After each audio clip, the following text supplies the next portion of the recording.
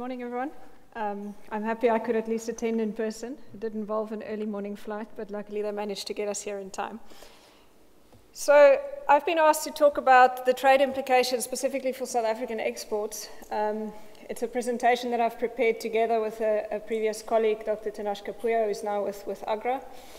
I think like any true economist, we'll give you a whole lot of information, many alternatives, without necessarily giving you a straight answer as to what exactly we think the impact would be. But I think it's important to note that it's early days for that. So I think there's a lot of uncertainty around many of these mirror clauses, how exactly they will be imposed, the levels at which, the time frames over which, and all of that, of course, influences impact.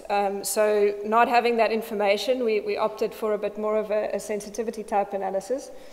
But I think to start, just to contextualize what impact might be, I guess it's worth just having a look at the trade data. What do we export? Where does it go?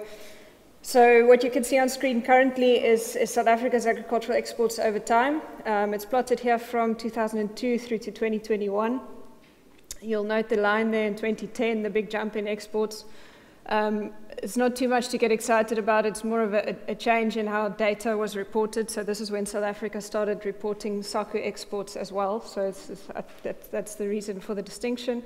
And also the reason why I did the growth rates post-2010, just to account for that. So if you just look, total agriculture and food exports growing by about 2% per year since 2010. Asia, the fastest one at 5%, and EU coming in second at 3%. So I think that's an important distinction to make. It is obviously an important market for us.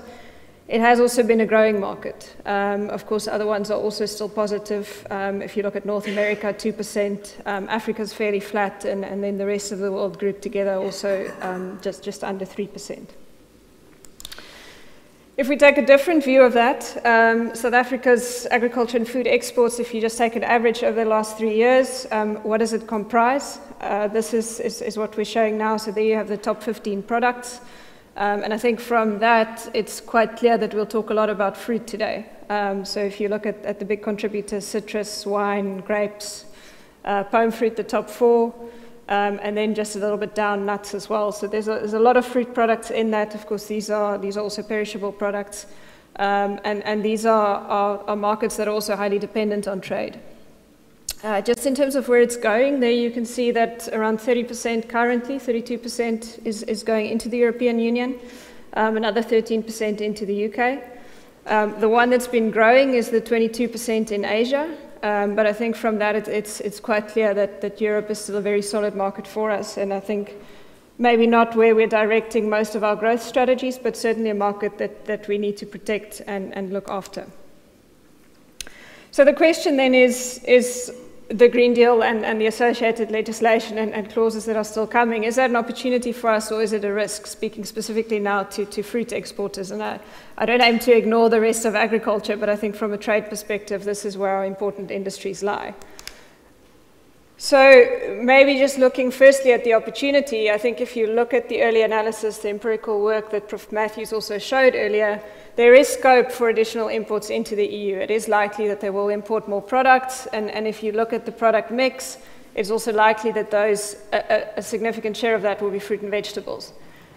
If you contrast that to South Africa's product mix that we export to the EU, so a very similar graph to the one before, but now only looking at products going into the EU, it's clear that there's quite a good match between what they'll be importing and what South Africa can provide. So if you look at our top 10 products, for instance, we've got 7 of those are fruit products. And then if you consider the graph on the right, that focuses on citrus. Obviously, it's the biggest one. So it's a bit of a case study in many of the slides that I'll show today.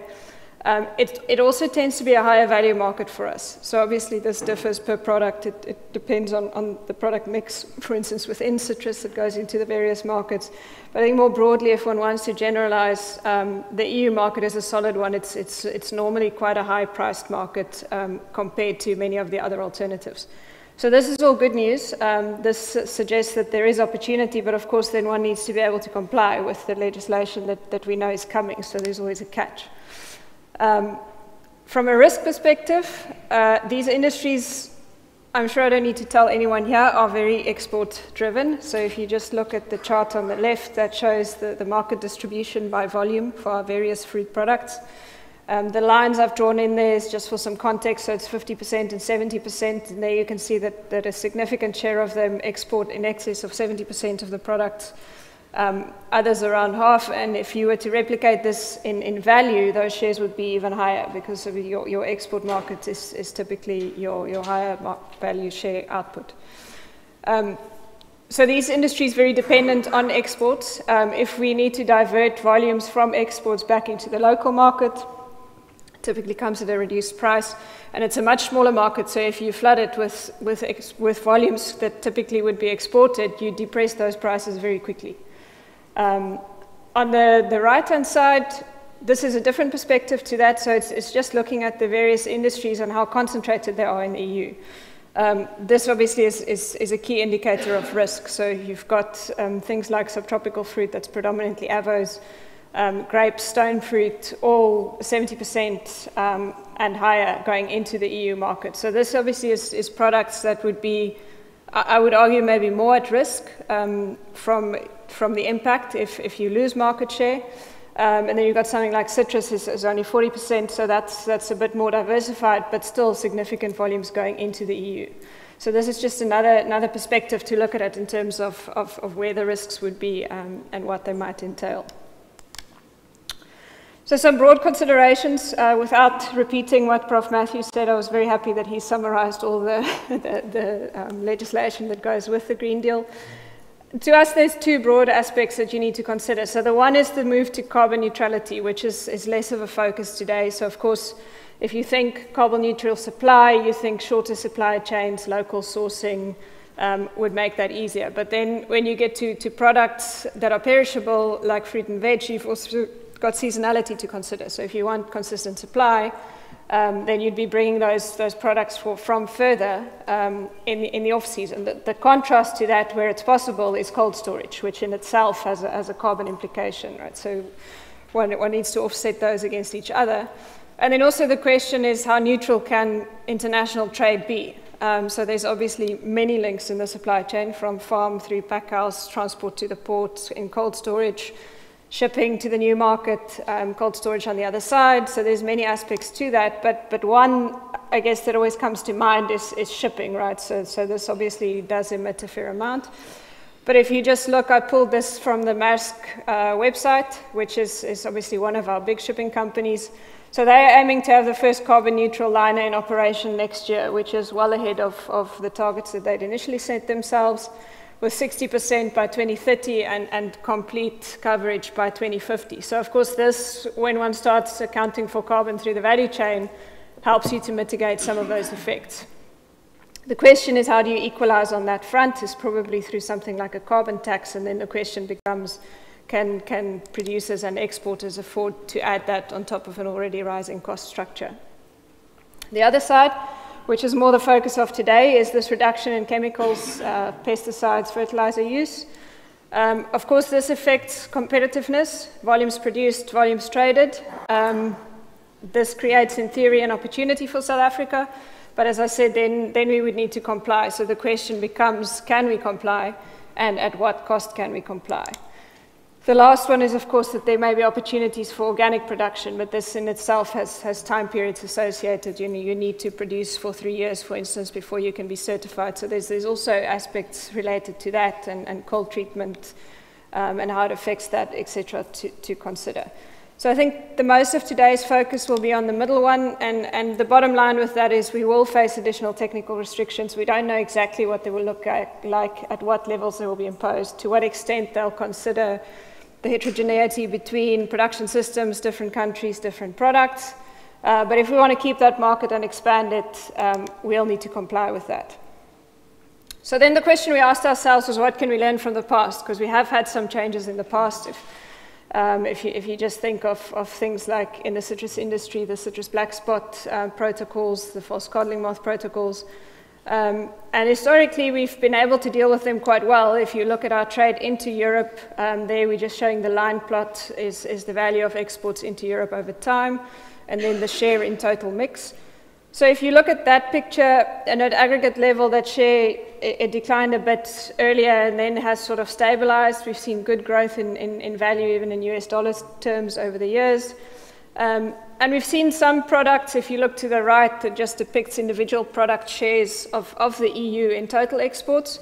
We have seen some of them decline a bit. We've seen others increase. So this is where we get the net effect. But many of those products are still growing into that European market, despite very stringent SPS regulations. So I guess that says something for our producers in how adaptable they are, resilient they are, and in being able to comply with this changing environment.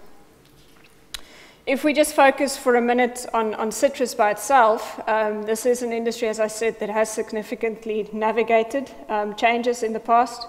I mentioned the citrus black spot regulations, the protocol associated with that. It was 2012 or 13 when the EU informed South Africa that they would stop exports if we had more than 5 CBS interceptions in a year.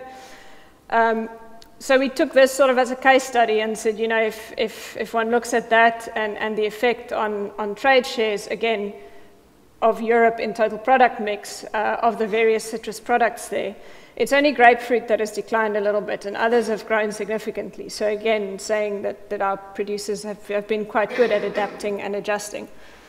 Also, if you look at the trade growth in the table on the right, there we're showing growth, average annual rates in exports to the EU and also to the rest of the world. So sort of a comparative growth rate prior to that period, so from 2002 to 2013, and then after that period from 2014 to 2022. And most products are doing better.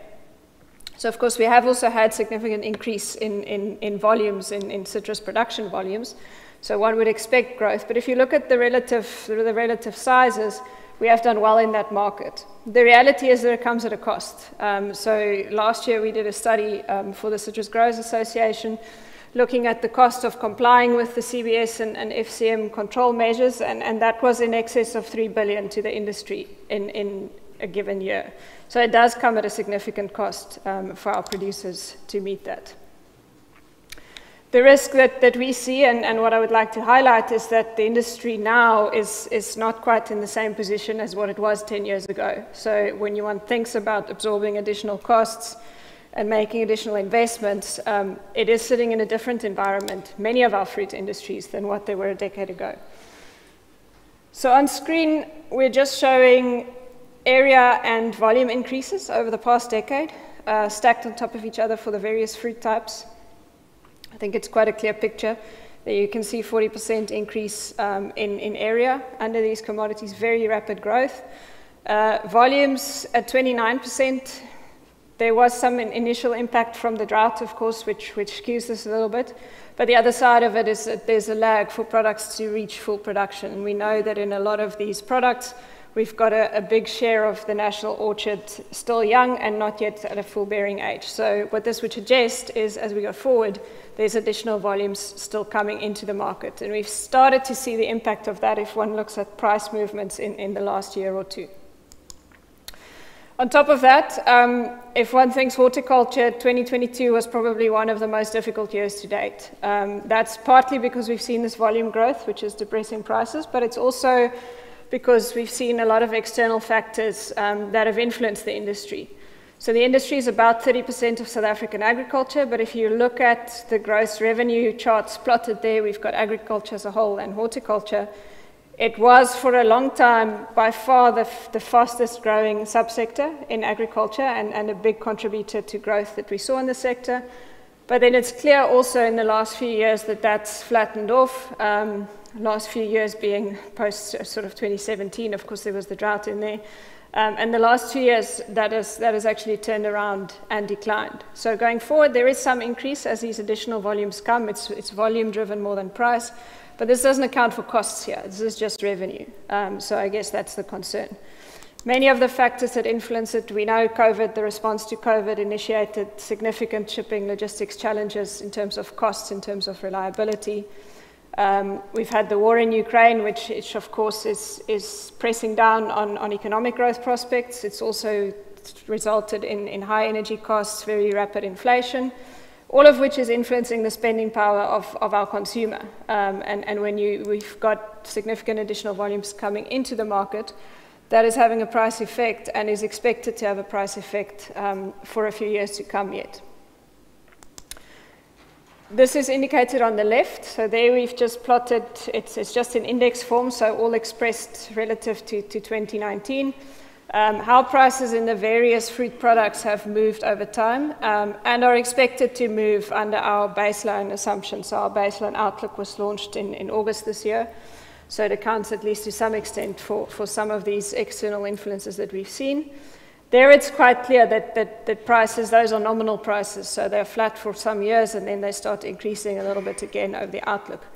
If you contrast that on the right to some cost indices, there you can see that the big spike is fertilizer, but also labor costs increasing over time. Then it's clear that your producer's increasingly becoming squeezed. And this is important when one considers impacts of a trade legislation that would come on top of the situation that we find ourselves in currently. So in South Africa, we haven't seen large-scale empirical studies with respect to estimating influence. We have a simulation modeling framework at BFAP, so we've played around with some numbers, but as I said, it's more of a sensitivity analysis. I think one requires a much broader, fuller study to really inform what the assumptions are and what you introduce into the model. This is just in citrus, oranges in particular, which is our big citrus market. If one were to increase EU exports by 10%, the price impact that we simulated. So we start with a positive one. It's always a good place to start, right? So over time, looking at a roughly 5% increase. So this is just an average export price. It's an aggregate level. So within that, you'll have increases in some markets, decreases in some markets to give you this aggregate effect. As I said earlier, there are restrictions coming. So firstly, the question is, are we able to comply?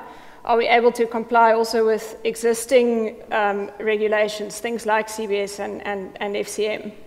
We need to control that, so we've got measures that we have to comply with. Can we still do that if we have to reduce pesticide and fungicide use significantly? And then the other side, if compliance is possible, at what cost does it come, and can that cost be absorbed? So then we played around with some numbers on the negative side. So if we sit with some product that doesn't make it into the EU, that doesn't comply, what is your price impact if you start removing that from the EU market? Of course, that's going to push EU prices up because you're limiting supply, but then you're needing to push that product into alternative markets. So at an aggregate average level, you're getting a negative price impact in terms of export prices. So if you remove 10%, you're looking at 5-6% reduction over the outlook period.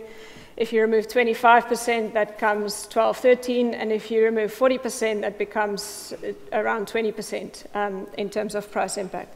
So this is a full market model. We introduced this very abruptly.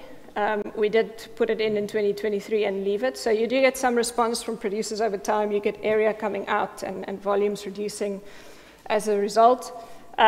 It's also the reality that things that do get imposed would likely be phased in over time. We felt we'll show the impact like this, which is the most extreme, right?